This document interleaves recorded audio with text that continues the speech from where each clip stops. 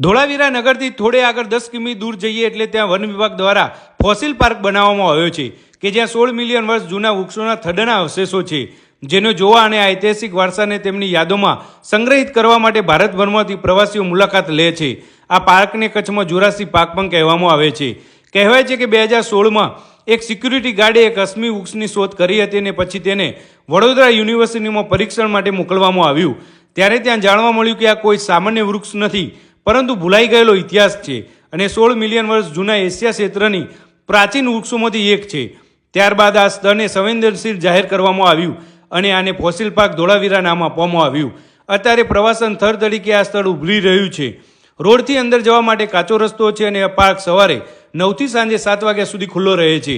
જેમને શાંત વાતાવરણ ગમતું હોય એમના માટે આ જગ્યા સ્વર્ગ સમાન છે.